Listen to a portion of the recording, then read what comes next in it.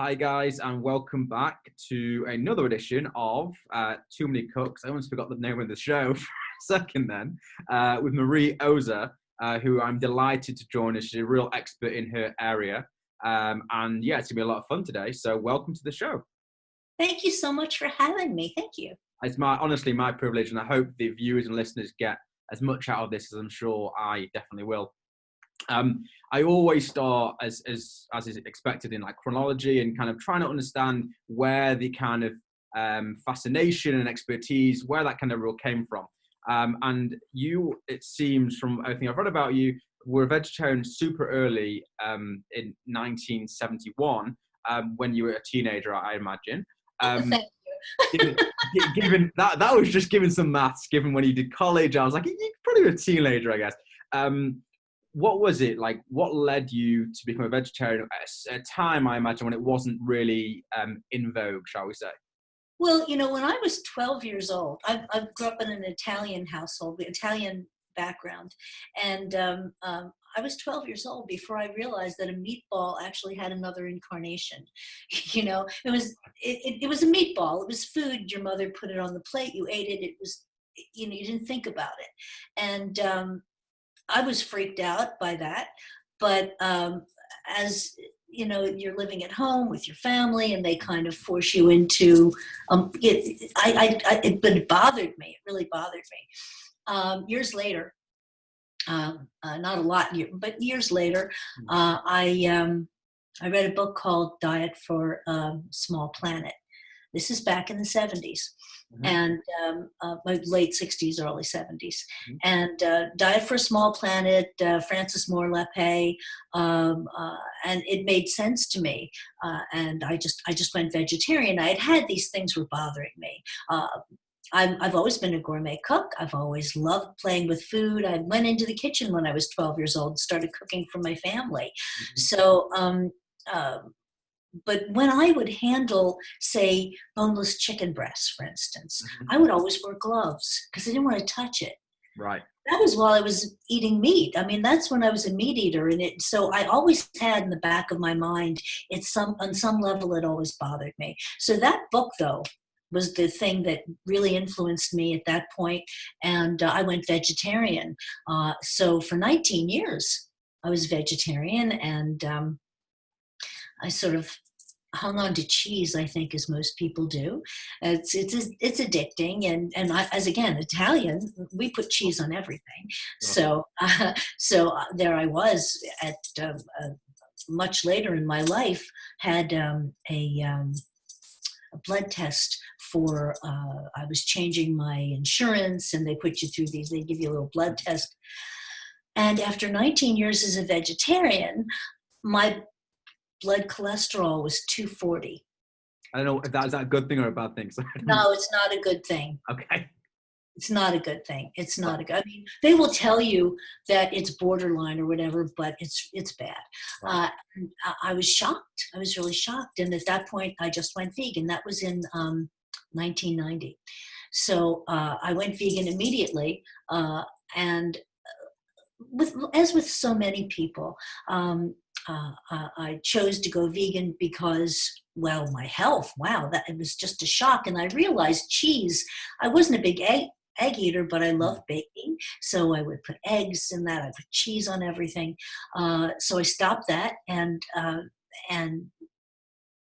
had to develop ways to bake and had to develop ways to make cheese sauces and such. And Bon Appetit, this is really getting into the weeds, but in Bon Appetit, there was this article I saw right after I'd gone vegan, using applesauce to replace fat, kind of thing. Mm-hmm. And I thought, oh, let me try that. Found out about, it was okay. Then I found out about prune puree, which baking without fat is something that I do. Okay. I use no added fat at all, no eggs, no dairy, of course. And I got quite good at it, using prune puree. So I thought, this is kind of cool. And I've always wanted to be a writer. A lot of things came together at one Yeah. point. I went vegan, and I was working in television on the other side of the camera. I was producing 30 and 60-second spots for regional television. And, I had, it's stressful, very stressful. And so I went vegan. I took a break from that profession, from doing that. I just had to take a break. And I'd always wanted to be a writer. I was the person in the office who was always writing everybody's cover letters, or they would give me their stuff to look at and to correct and whatever. I just have I've always been a communicator. I have a way with language. So I decided, well, why don't I try writing about this? This is kind of cool. And the first article I wrote was Indian vegetarian cooking, Right. that, because I love the ethnic foods and the spices of Indian food, and I found that everything I wrote, I sold everything I wrote. Everybody, it was good, and I started writing for national magazines, and eventually I had a newspaper column. I became a newspaper columnist. I wrote for the Philadelphia Inquirer, and King Features came in and picked it up, and Scripps Howard. So I mean, that was what happened early in my career. Being vegan and promoting veganism, promoting the plant-based diet, became my career, my life. It is my life. For 30 years, I have been pushing that vegan boulder uphill, and now vegan is the new black, right? Everybody wants a piece of that plant-based and tell me about it. And so that's where I find myself these days. I have a good following. People like I produce videos. Veg TV is my company, and I produce videos. I became a video editor. I love editing video. I love editing, and I love writing. And so it's all about telling a story. Right? When you were writing the, so people that don't know, you were probably a freelance journalist writing things, hoping it would get picked up, right? Yes. At that point in time, were there very few people even covering vegan and vegetarian diets, and you were kind of like, oh, someone would see this and go, oh, this is a different angle, we'll go with it. Was that the kind of, the feeling? Well, I've always done my own nutrition analyses, and I always took it. I'm a food and health writer, basically, and I always took it from a nutrition and health point of view. But I'm also a gourmet cook, and so I love making outrageous. I have an instinctive. Again, I think it's because I'm Italian. We're born with a spatula in our hands somehow. Even the men, even Italian men, love to cook, right? Yeah. So it's something that all kind of came together. I think it was great food, and a strong nutrition component to what I do. I like doing research. I like research, and much of what I write is footnoted with citations and that sort of thing. So yeah, I think that's part of it. Yeah. One big thing that you've done since 1994. You've been a best-selling author with a bunch of different books. Two to name: Soy of Cooking, and more recently, The Skinny on Soy, which you sent me over to have a look at. And what I found fascinating is when you go on the Veg TV website, which I'll put a link in the description, we can have a look at it with pleasure.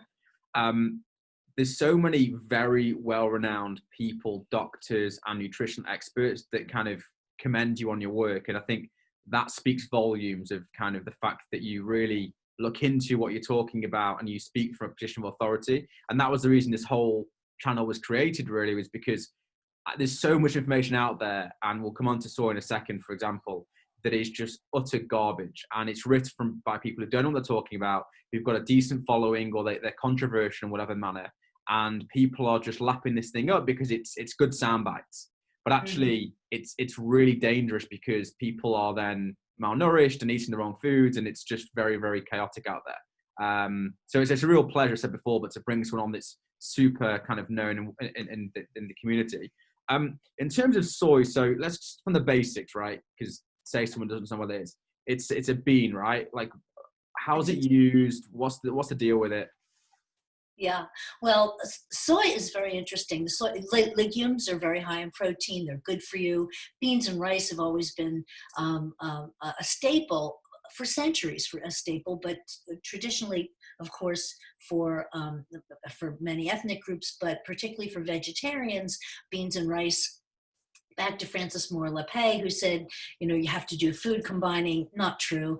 You can, take into consideration what you eat in a day.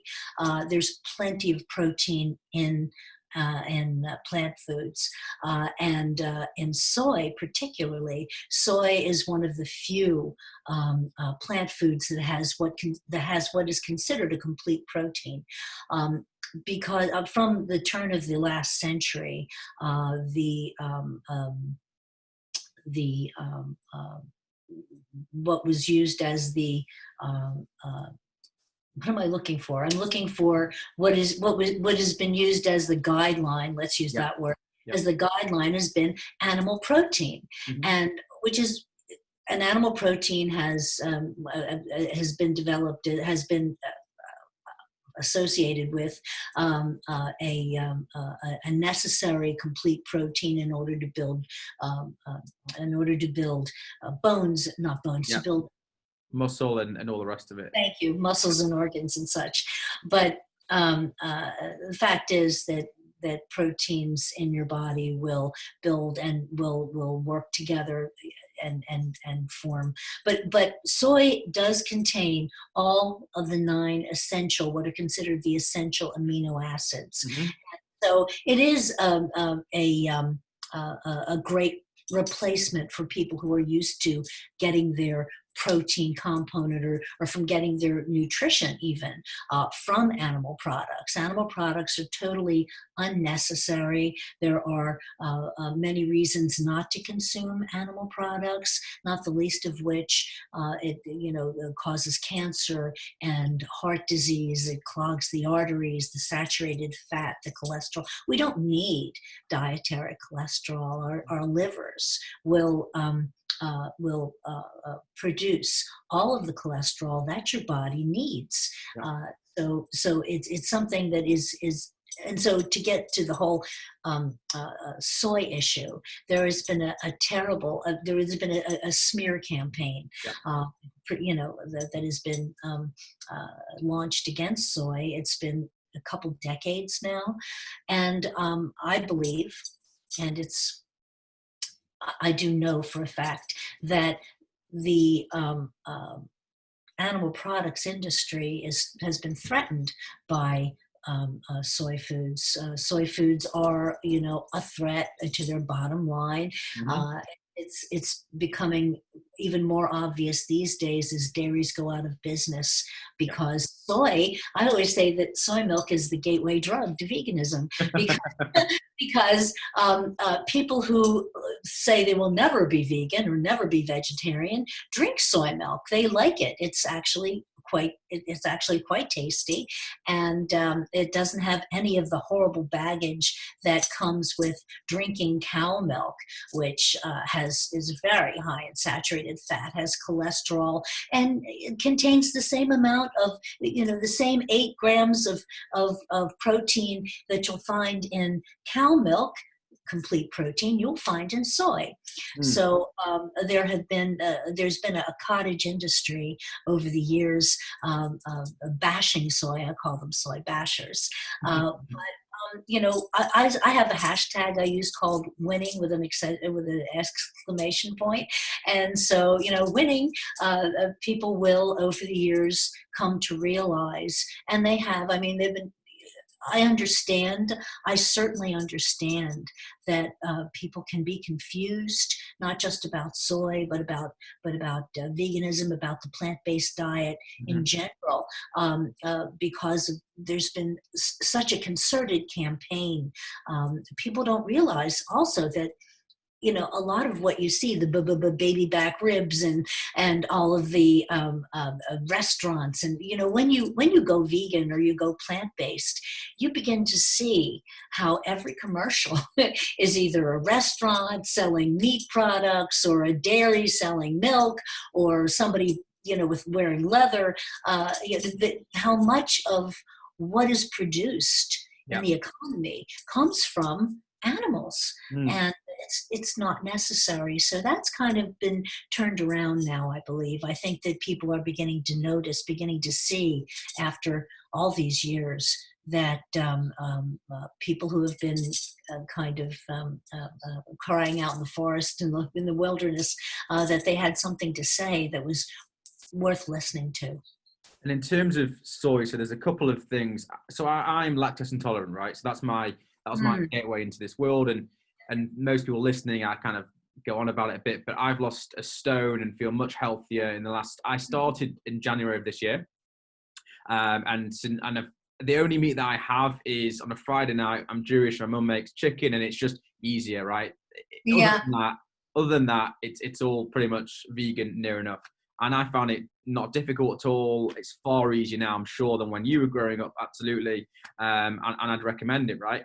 But there's also some things, particularly in soy, that are. I remember talking about going back to my lactose intolerance. A friend of mine in America, I said to him, I was over in LA. And I was talking about soy milk because that's what I was using as a replacement for milk at the time. And his comment, as I'm sure you're gonna laugh when you hear it because you hear it a million times a day, is, "Oh, it's got such high levels of estrogen that you're gonna develop man boobs." And I'm like, yeah, what? Like what is that about? Like, can you dispel that once and for all? Well, back in 2001, I believe it was, Men's Health magazine, huge following, huge readership, I should say, published an article. And this article was just, the internet is amazing, but it's also a sounding board, and things get repeated and repeated and, posted and reposted. Yeah. It got a huge response. And in this article, they said that this gentleman, I can't remember his name right now, developed gynecomastia. Gynecomastia is what you call man boobs, is where they don't get like huge boobs, sure. But they get this little soft tissue, and the nipples grow and such. And he developed gynecomastia from drinking soy milk. So I did a little research into that, and for one thing, the gentleman was in Vietnam and was exposed to Agent Orange. Aside from that, he drank, 6 quarts of soy milk a day, some ridiculous, so I don't even know how you can drink 6 quarts of anything a day, but he drank a huge amount of soy milk every day, very unusual. And he is this is the only case that's ever been, Right. Now, you can develop gynecomastia from, let me turn the sound down. Oh, wait, there. You can develop gynecomastia from certain pharmaceutical drugs. Yeah. There are other causes of gynecomastia. But it's very rare, and it is not caused by soy. The very people, it's very interesting, but the people who are most vocal about the hormones in soy have no problem drinking cow milk, which is just nothing but hormones. A cow who is a dairy cow who weighs, a ton or so. This dairy cow is female, and she has all these female hormones that occur naturally. Occur naturally in the volume that you would expect for a 1-ton cow. Sure. She is also, what people don't realize, another thing, dairy cows are pregnant for 10 months of the year.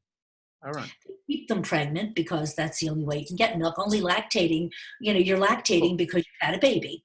So they keep them pregnant, and so that beverage that these people are drinking is also full of IGF-1 hormones, which are natural. It is a growth hormone. I was a nursing mother. My milk had IGF-1 hormone in it. It is a natural growth hormone that takes that baby or that calf from a 90-pound calf to a 1-ton animal in, I don't know, less than a year.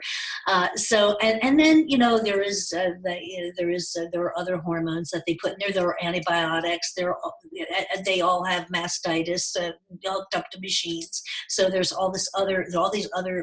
They have no compunction about drinking that. But they will talk about the phytoestrogens in soy. Now, the phytoestrogens in soy are 1,000 times weaker than human estrogen, let alone what we're talking about in cows. And so the interesting thing about drinking soy milk, which contains phytoestrogens, is that the body does recognize that phytoestrogen as estrogen, even though it is not, and will allow it into the cells.